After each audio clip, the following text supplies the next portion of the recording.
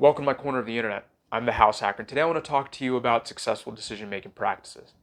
Now, a few videos ago when I made the You Were Set Up to Fail video, which I'm going to link the Foundations playlist down below. It's going to include everything associated to Foundations from the first video to this video and future videos.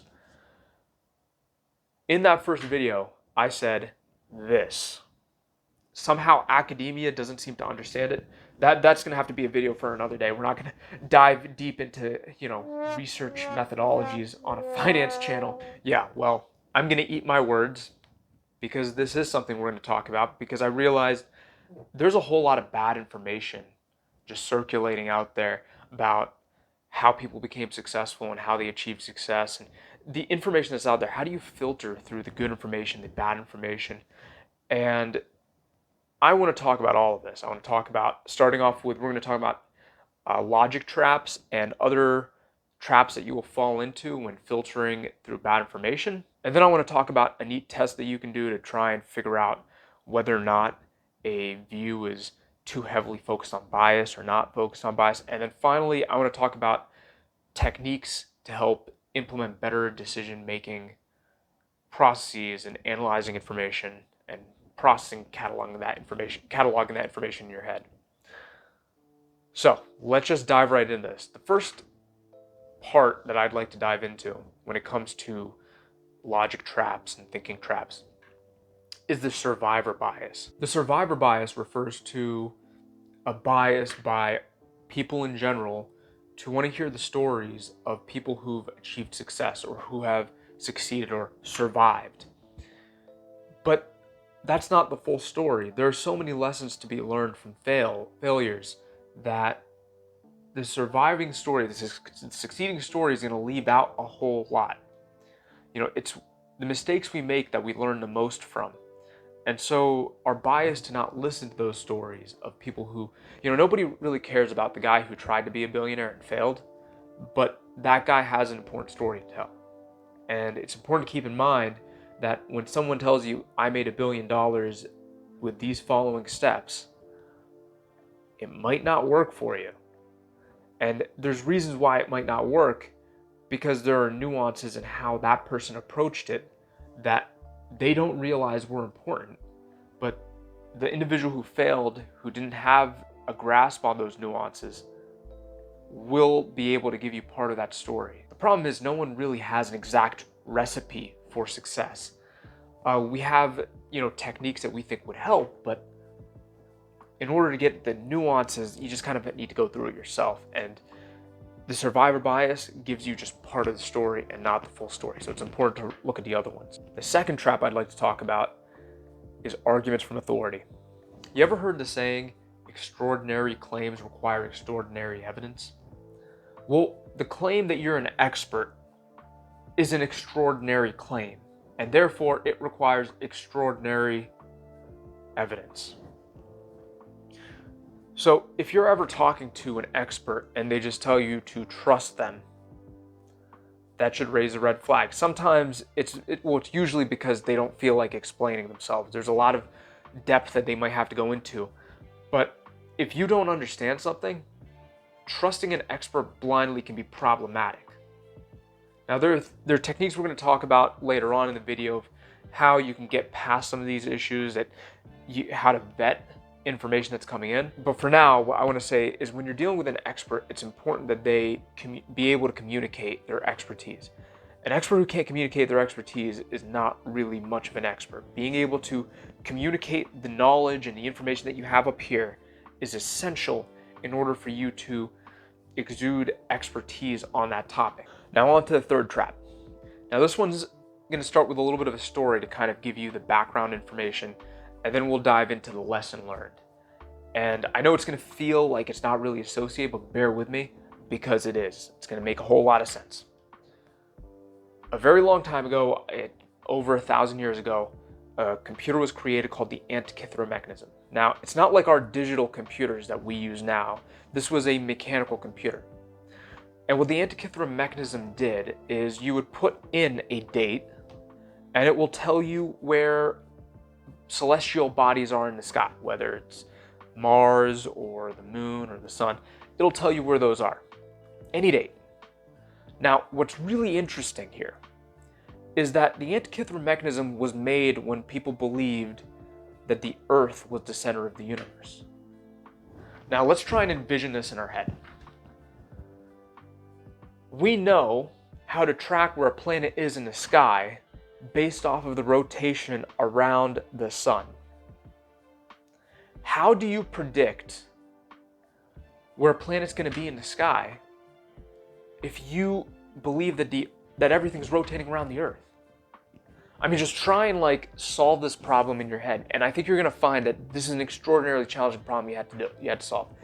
And they figured it out. They found a way to make the math work. And there's a really important lesson to learn here. You can literally have all of the right answers, but gotten there the wrong way. Just because your means of solving a problem has generated correct answers consistently does not mean that you have all of the foundational information to understand how things work. And to kind of tie this in with the second trap that I talked about, the arguments from authority. In physics, the current theories that are leading are quantum mechanics and general relativity. And physicists just pick and choose when they're going to use each one of those. So for this problem, we're going to use this one, and for this problem, we're going to use that one. Now, let's think about that. Does that really make sense? That if either one of those were the true answer to how the universe actually works, wouldn't there be an equation that solves all of that instead of having to sit there and pick and choose which equation you're going to use? This tells me is that we are getting the right answers. The equation we have gets us the right answers. The process we are taking gets us to the right destination, but all of the steps in between are wrong. So if you ever try to modify this process to do something that it was not designed to do, it will break severely on you because the foundation is based on nothing. It's wrong. So you need to take a step back and reassess how you got to where you're getting. Because just because you have the right answer, again, does not mean you have the right process. And finally, let's get to the fourth point. This point is the point that I kind of alluded to in my first video. I had a conversation with a professor about this and it just went way over their head. Now, in the defense industry, we have become extremely cautious of something called circular reporting. And it does not seem that academia understands this. And I don't really see this being implemented in other industries. Circular reporting is basically, if you have an original source, so think, let's put it in terms of news. A journalist goes on the ground, they see something, they write a news story, they write an article. This is your local news station. You have CNN comes and grabs it, they write an article based off of this article. MSNBC comes and grabs it and also writes an article based off of this article. And then Vox comes and reads the MSNBC article and the CNN article and says, man, we have two sources of information saying that this thing happened on the ground. You have now increased legitimacy for information that does not need any further legitimacy being increased. You have one reporter who claims to see one thing and reports it, and suddenly now we have two different news sources, confirming the information that they are receiving. This is a major trap, and the biggest problem is in a lot of industries they don't track where the information is coming and going. And that is a major problem. Not clearly identifying your sources is a huge problem. That's why I put a lot of effort into the description where I put my sources. It's really important that you see where I'm getting this information.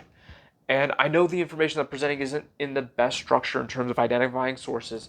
I'm trying to present it to you in the easiest to read format. But the biggest issue that I'm trying to solve is just to make sure that it's presented to you in the best way possible. And in terms of if you want to dig deeper and find better sources, you could. But a lot of the information that when I create these videos come from my mind, and now I'm stuck having to go and rediscover where I found this information, which is part of the problem. So bad source material, and then it's all over the place. So now that we've gotten past some of these traps, and they're not all of the traps, they're just 4 traps that I felt were extremely important to highlight, let's talk about a test that we can run to see if a view that we have is wrong. And this doesn't just have to stop on like financial decision making. This can extend to all aspects of your life. If you are at all wondering, is a view that I have unreasonable? Just ask yourself a simple question. What would it take to change my mind?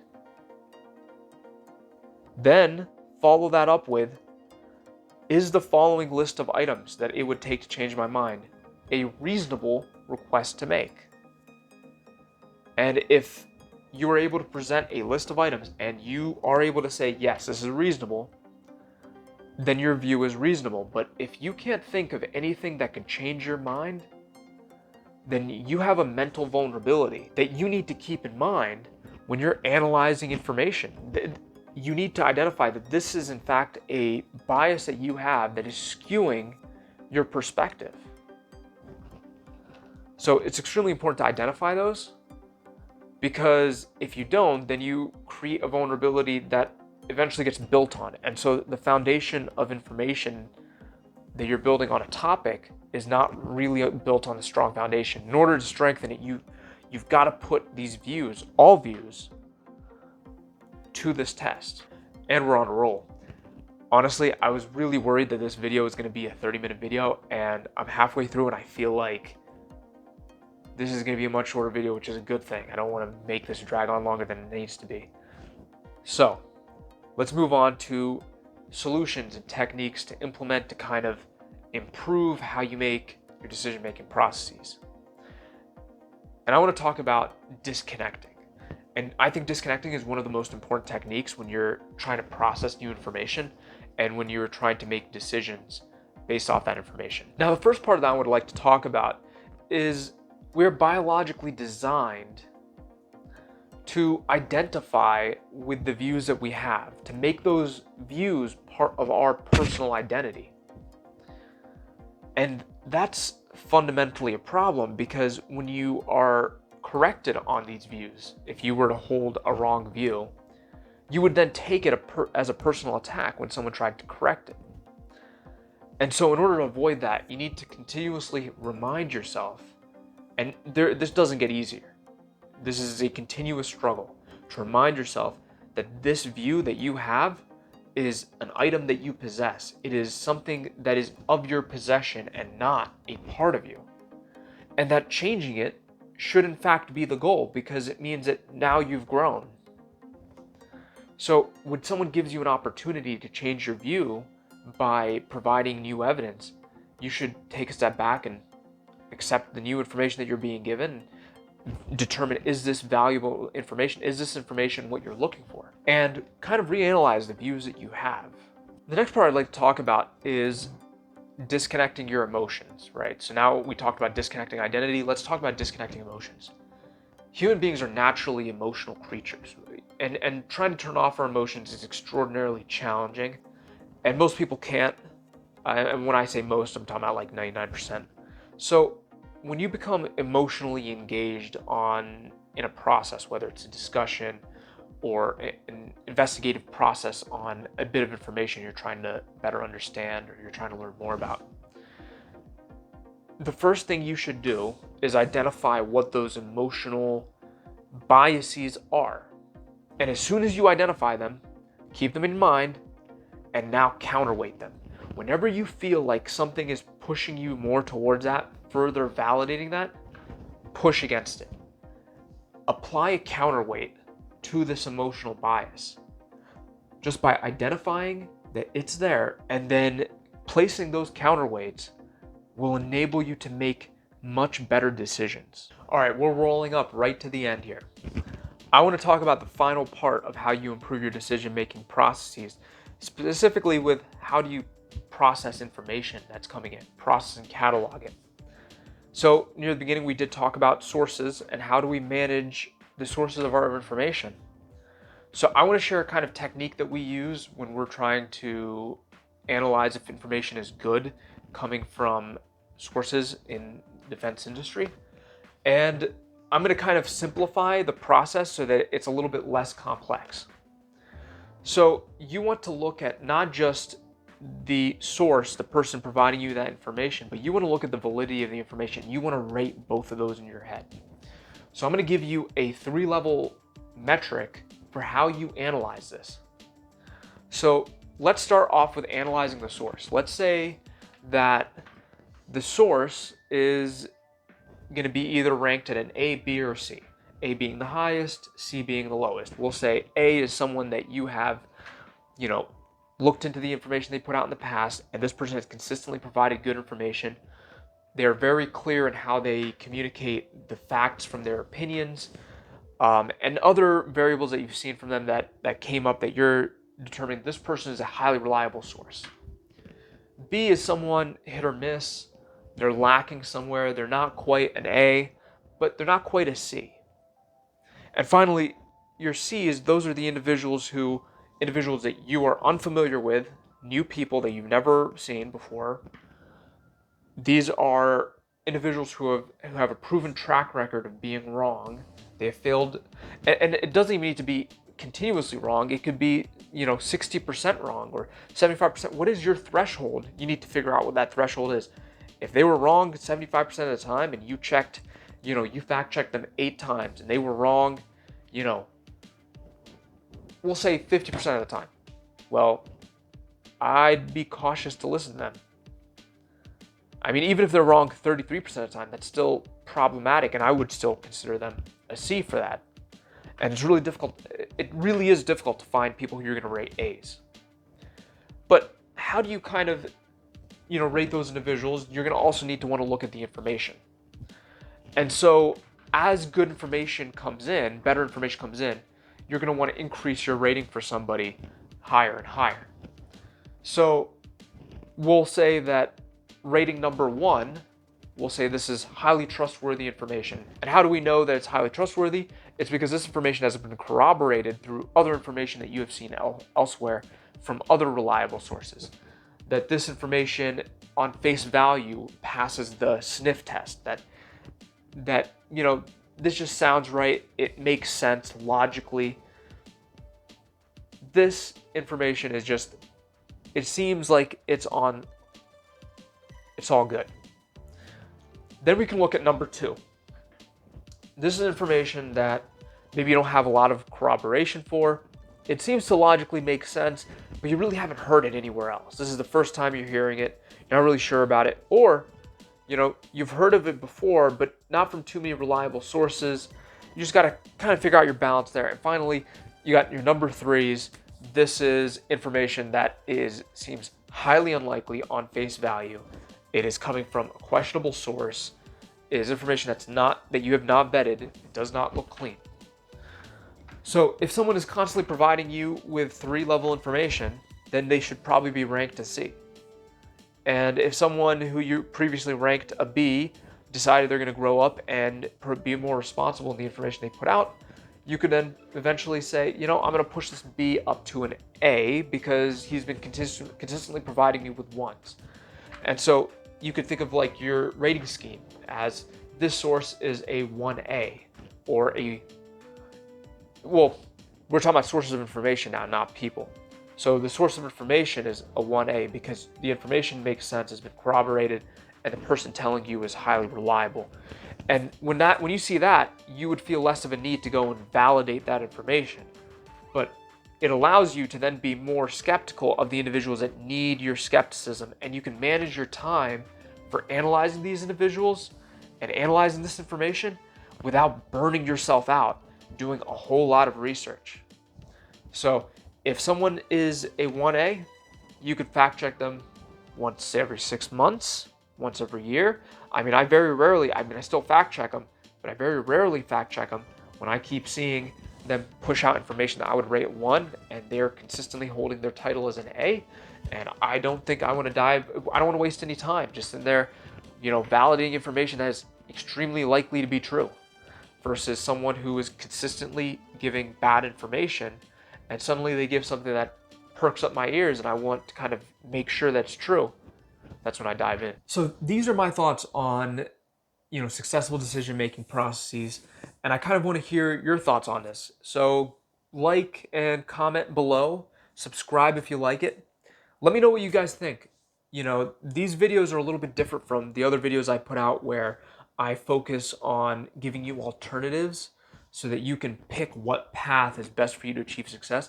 These videos are focused on what I think are highly essential in order to achieve success. Sure, you can achieve it without following these principles, but I am picking specific principles that I believe are going to be crucial for expanding the likelihood of success. And you're going to be limiting your opportunities because you're going to be limiting the foundation that you have to build on. So, yeah, if you like the video, share, like, comment, subscribe, and let me know what you guys think. Thanks for watching.